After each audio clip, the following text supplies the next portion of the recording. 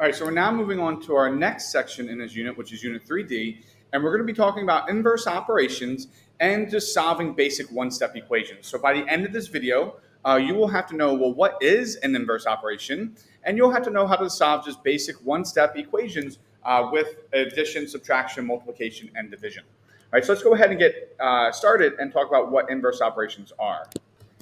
Right, so inverse operations is a mathematical process involving addition, subtraction, multiplying, dividing, squaring, square roots, etc., meaning all of our operations and computations that we can do. And there are operations that are opposite of each other or they undo each other, reversing what was previously done to a number or a variable. And what I mean by that is let's just pick a number. Right, so I'm going to pick a number 5.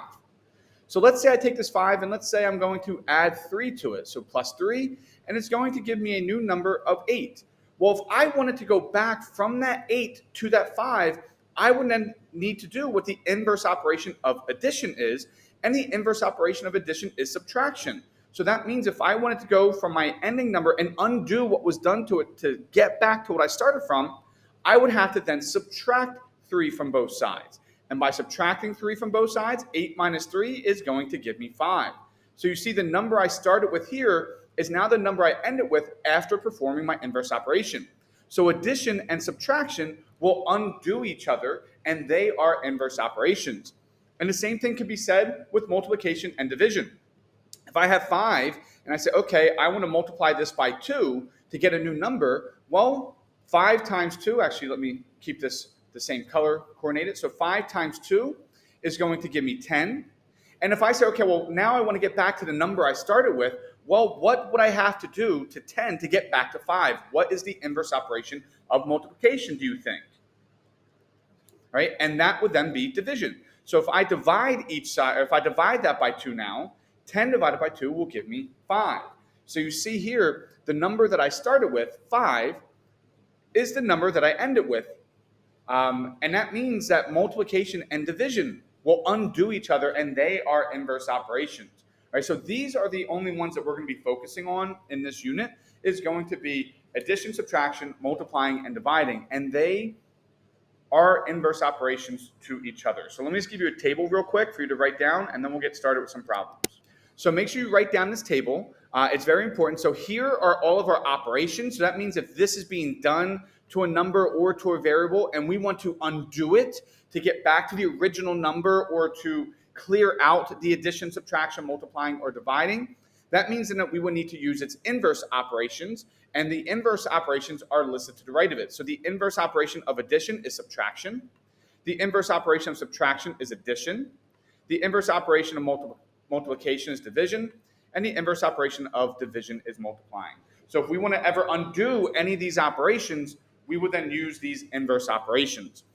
All right, so I already showed you a couple examples with numbers. We're going to go through just a quick couple examples of showing one of each with a variable, and then we're going to then use that to solve equations. All right, so in all these cases, I have a variable x, which we know variables represent an unknown, so they represent some number, and they all have these operations being done to it. And I'm just showing you how these inverse operations will undo each other and what we're going to be using these for next. All right, so if we have x plus 5, and I say, okay, let's get rid of the addition of 5, and let's get x all by itself in all of these problems. So in all of these problems, I'm trying to get x isolated and all by itself.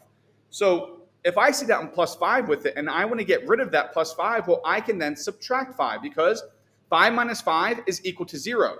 So this is essentially telling us x plus 0, but we don't ever have to write plus 0, because we know anything added to 0 is itself anyway.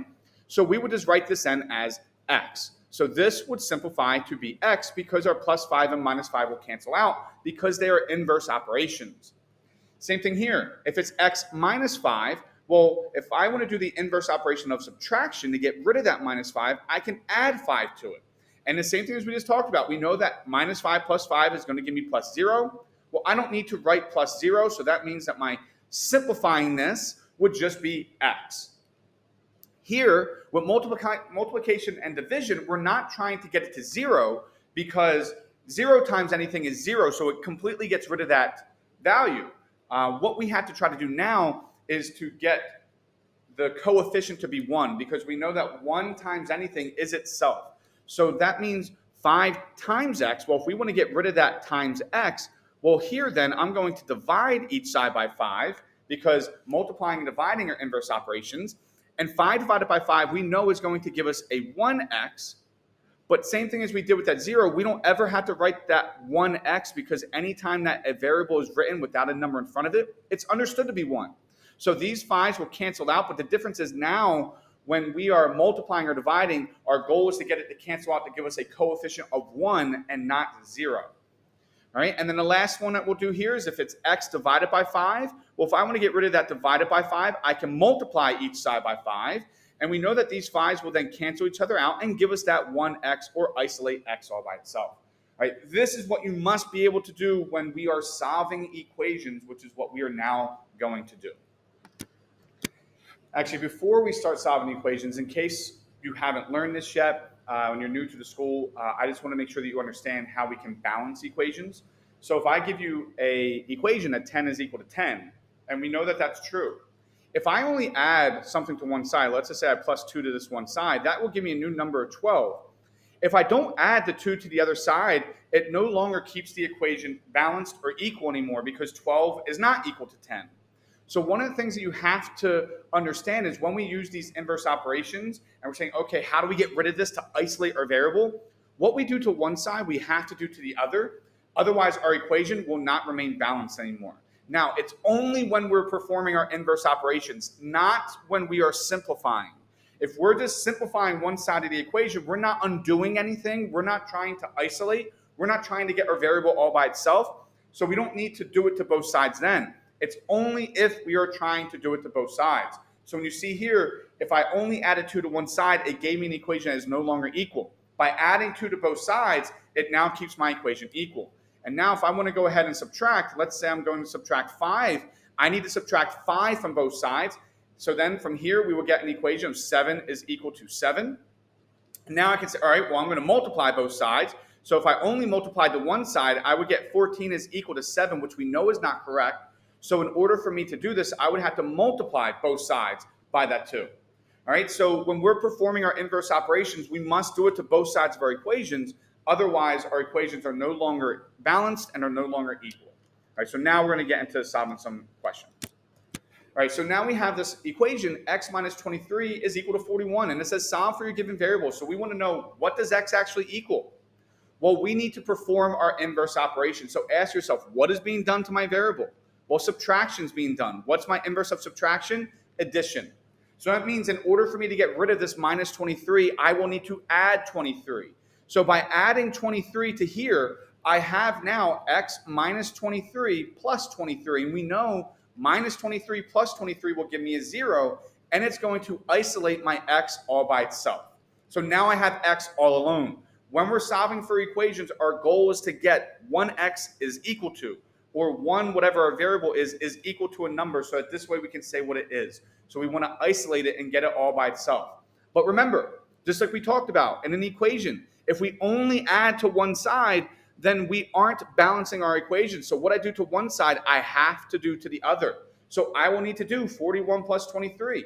And 41 plus 23 is going to give me 64. So that means x must be equal to 64. And if I want to check my work, I can plug it back into my original problem. Does 64 minus 23 actually equal to 41? And it does, so I know I did this correct.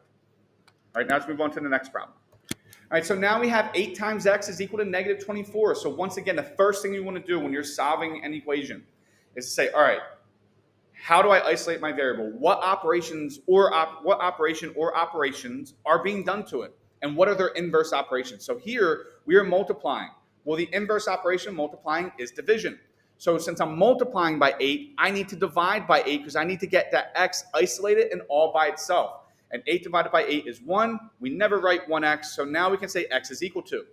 What I do to one side, I have to do to the other. So negative 24 divided by 8 is equal to negative 3. So that means x has to be equal to negative 3. To check my work, plug it in. Does 8 times negative 3 actually equal to negative 24? And yes, it does. So we know we did this correct. All right, so now the next question is, y divided by 5 is equal to 30. So once again, we identify what operation are we doing? Well, we're doing division. What's the inverse of division? That is multiplying. So that means we need to multiply each side. Now, I didn't say this yet in this video, so let me just stop this and stress this again real quick. You must show me all of your work of your inverse operations. If you just tell me that the answer here, y is equal to 150, I don't know that you guessed and checked. And if you're guessing and checking, you're not showing that you actually know how to solve these equations, because these ones are basic. These ones are probably some of the easiest ones that you'll see in your mathematical career. So you must show me that you know how to do it through inverse operations, so I know that regardless of the type of question you get, that you would be able to answer it because you understand how inverse operations work. So the inverse of division is multiplying, so I will multiply each side by 5. These two will cancel each other out. So I get y over 1 or just 1y. We don't need to write that, so we can say y is equal to, and 30 times 5 is 150. So that will then be my answer. I can check my work by plugging it in. Does 150 divided by 5 actually equal to 30? And yes, right? So you must show me your work here that you're multiplying each side by 5 and that you are understanding what your inverse operations are. And then there's one more question, we're done with this video. All right, then the last one here, we have negative 4x is equal to negative 44. Now, when we're isolating that variable, we need to isolate it to be a positive x all by itself. So when I see that my coefficient here is a negative, that means I'm going to be dividing by a negative. So when we are doing multiplying and dividing as our inverse operation, for right now in the beginning, we're just dividing or multiplying by whatever number is being the inverse operation of that. So meaning here it's negative 4. A lot of you might just want to divide by a 4 because you see that that's the number in front of it. But you cannot forget about that negative. So when I see it's being multiplied by negative 4, and the inverse of multiplying is dividing, then I'm going to divide each side by negative 4. All right, so make sure you don't forget your negatives. They will cancel out and give me just my x that I've already written. And negative 44 divided by negative 4 is equal to a positive 11. So that would be my answer. And I can then, once again, plug it in. Does negative 4 times negative 11 equal to, I'm sorry, not negative 11, our answer is positive 11, equal to negative 44. And yes, it does, so we know that that is correct. All right, so, but you must show me your work. Right, show me this division of each side. All right, that is it for this video.